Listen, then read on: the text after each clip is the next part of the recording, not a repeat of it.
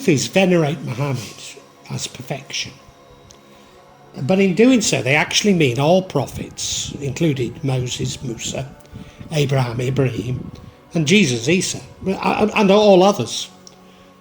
Such a concept is difficult to comprehend unless we accept that we're all one and there is no individual.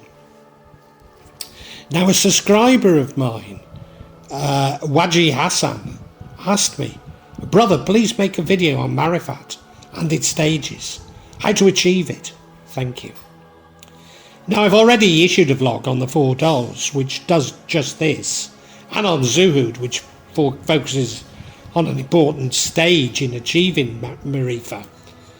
Nevertheless, this is an interesting topic, and all worthy of another vlog, I think. I'm not sure why Waji made this request, but maybe it was because he wanted to achieve Marifa. There are, however, 2 problems with this. Firstly, the concept of the self, which my initial statement on Muhammad suggests is an illusion. Secondly, that we have desires and seek to control rather than submission. Maybe I'm being unfair on Waji, and my heartfelt apologies. But I did detect a certain urgency in his request, which would be indicative of desire, in particular a desire to control. I completely understand that people will approach Marifa with a desire to achieve it, but to come close to Marifa, the I, or the ego, the nafs, must dissipate, as must all desires. In Sufism, Marifa, experiential knowledge or gnosis, is the mystical understanding of Allah or divine reality, an immediate recognition and understanding of the true nature of things as they are.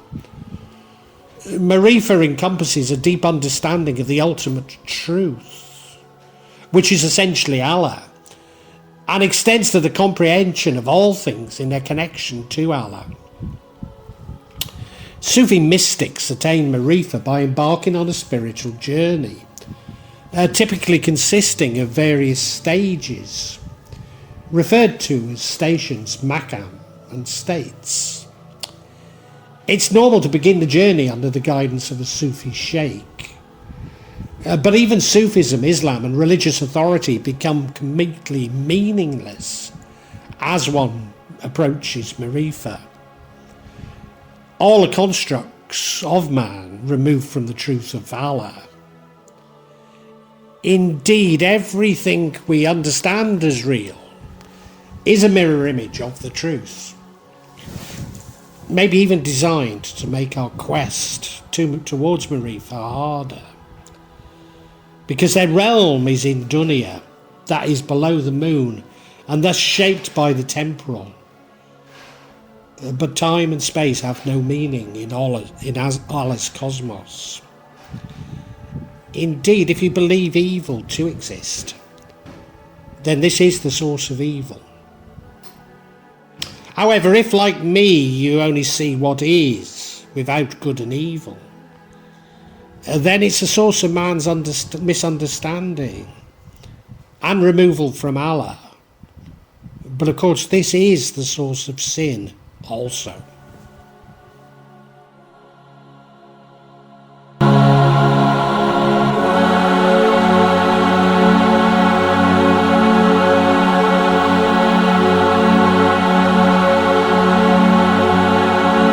Despite there being no I, our understanding and thoughts are shaped by our experience, which for me at least makes a mockery of literal translations of Al-Quran by 21st century minds. Thus there can be no universal path. Each will have an individual path. I therefore share with you commonly agreed stages, but remember, your path is your path. You will know when you found it. A Maqām refers to each stage a Sufi soul must attain in its search for Allah.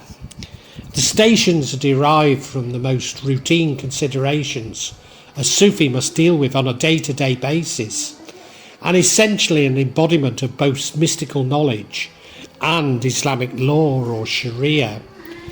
Although the number and order of maqamat are not universal, although a majority agree on the following 7: Tawba, Wara, Zuhd, Faqr, Ṣabr, Tawakkul and Riḍā.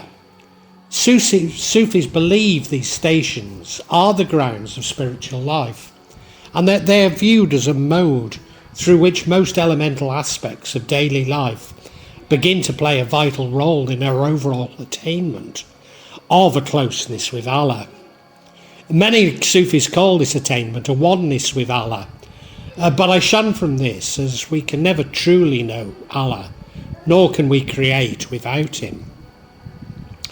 For Al-Ghazali, Tawba is repentance of sin and a promise that it will not be repeated, and that the sinner will return to God. Junaid Baghdadi emphasised the return to God by saying this station is forgetting your fault. Ibn Arabi identifies 3 conditions of human tawbah: remorse for the violations that have been committed, abandonment of sin, resolve on the part of the sinner to never return to similar acts of disobedience. Ibn Arabi concluded that brooding over one's faults after the fact is not only a hindrance in the remembrance of God, but also a subtle form of narcissism. Wara means watchfulness. Some are adamant that avoiding that which lies between the prohibited, haram, and the permitted, halal. Others are cautious with anything concerning sin, or being suspicious of anything that distracts one from God. Zuhd, or renunciation, concerns the action of relinquishing all desires for that which is prohibited as well as that which is uncertain. Although I would maybe argue that it's renunciation of the material. Some feel no joy at worldly things acquired, or grief over worldly things missed. Others have discovered that in renunciation of material goods, there are goods for the self, such as praise of others, honour and tranquillity, that must also be renounced. Finally, renouncing the thought of renunciation at all. Faqr, or poverty, even asceticism, is the central attitude of the Sufi. In the spiritual sense, poverty is the absence of desire for wealth in this world. One of the aspects of one who has embodied this true essence of Faqr is that the mystic may never ask anything of anyone else. The reason for this is, for one to ask someone else for anything, they would be relying on a created being. To receive something from that same being would produce gratitude in the heart, which would be geared towards the giver and not towards Allah. Junaid describes Ṣabr, or patience, as being the burden for the sake of God Most High, until times of hardship have passed. Al-Ghazali divides patience as patience with physical pain and patience with attraction to good of evil, of evil and greed, concerning matters of self-control. Tawakkul, or trust, when someone is denied to a mystic, they trust it is in agreement with destiny. This stage is characterised by complete trust in Allah and surrender to his will. Tawakkul is not a passive form of fatalism that counteracts free will, rather a disposition whose achievement requires active and persistent work on the ego or the nafs. And Riḍā, or acceptance, taking pleasure in something or someone, attempt to silence anxieties until we're able to accept our misfortunes, comforts, deprivations, or bounties. Accepting Allah and wishing Allah accepts us. Finally, not looking for Allah's acceptance of them and theirs of Allah, but accepting that Allah has preordained all of his creation. It is at this stage where many Sufis talk of being one with Allah, but as I say, I prefer to call it very close. Certainly it involves a realization that in our search for Allah, He was always there within us. Thus we cannot create without Allah, that He created the universe to co-create with Him.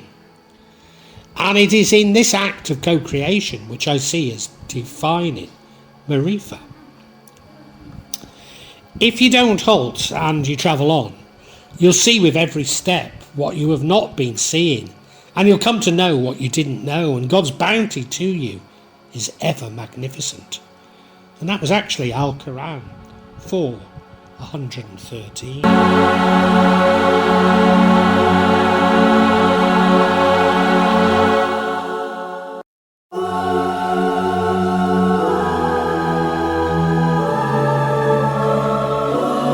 Marifa is considered to be one of the four doors of Sufism.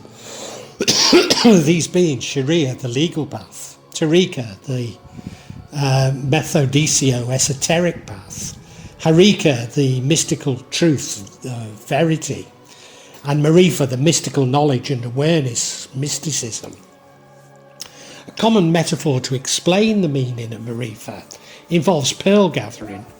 Sharia is the boat, Tariqa is represented by the pearl gatherers rowing and diving, Haqiqa is the pearl, and Marifa is the gift to see the true pearl's perpetuality.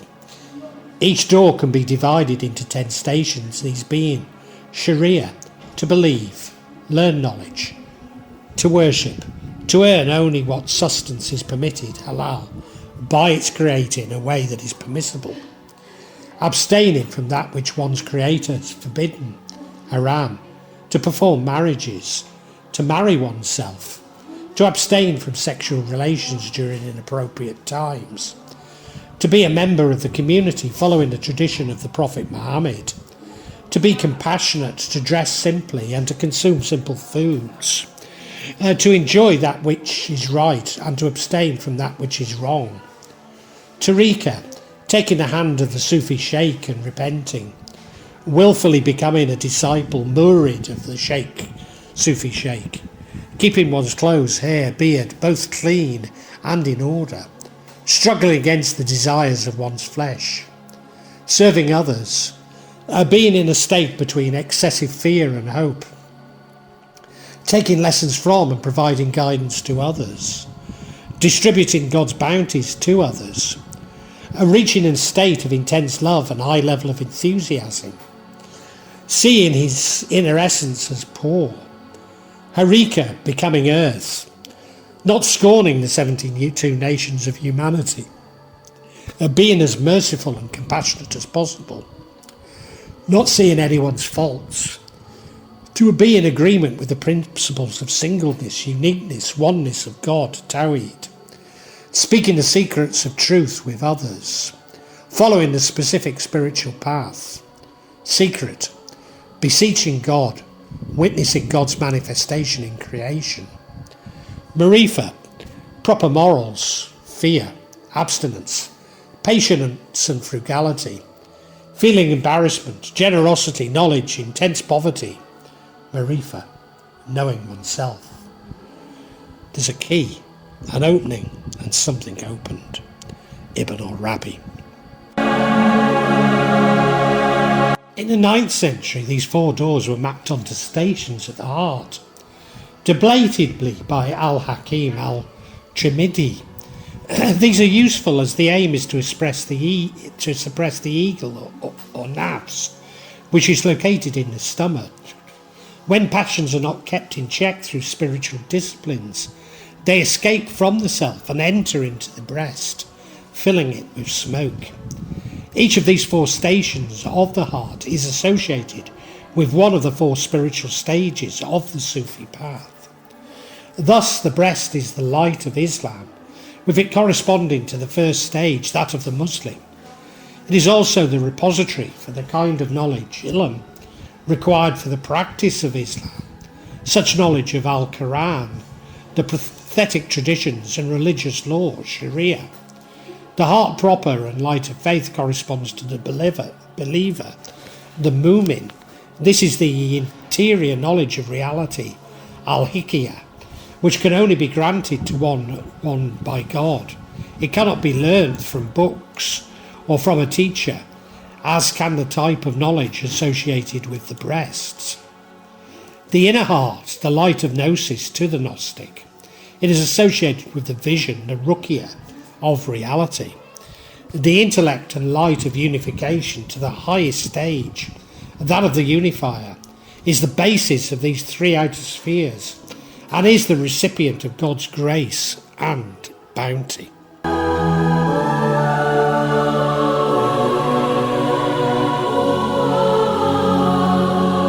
As I have mentioned, critical to achieve in Marifa is suppression of the ego or the nafs. This lends itself to 7 stages. First, the commanding self, nafs al-amara. This is the lowest stage of ego that excites us to do evil. 2, the accusing self, nafs al-lawama. This is the pivotal point in self and awareness. An individual starts recognising their moral failings and seeks repentance. 3, the inspired self, nafs al-mulhama. The ego at this stage has not totally surrendered, but is inspired by a higher spiritual calling and connected to the divine. 4th, the peaceful self, nafs al-mutamaniya. At this stage, the ego is at peace and acts in harmony with the guidance of the higher self. 5, the pleased self, nafs al-radiya. This is a stage of spiritual development where the ego is content with God's decree in all circumstances. 6, the pleasing self, nafs al-maradiya. The ego is entirely free from self-centered desires. It's marked by an unwavering sense of union with the divine, a deep commitment to living in accordance with divine principles. And 7, the pure self, nafs al-safiya. The main trait of this stage is total surrender to God's will.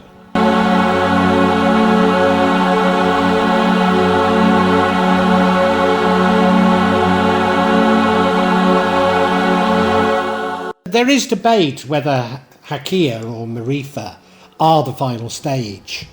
I believe this is where the personal path becomes important. I tend to intellectually comprehend that which I find more difficult to act on.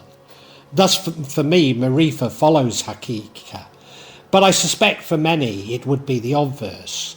For me, Marifa is an integrative phase, and this is suggested within the 4 stations of the heart.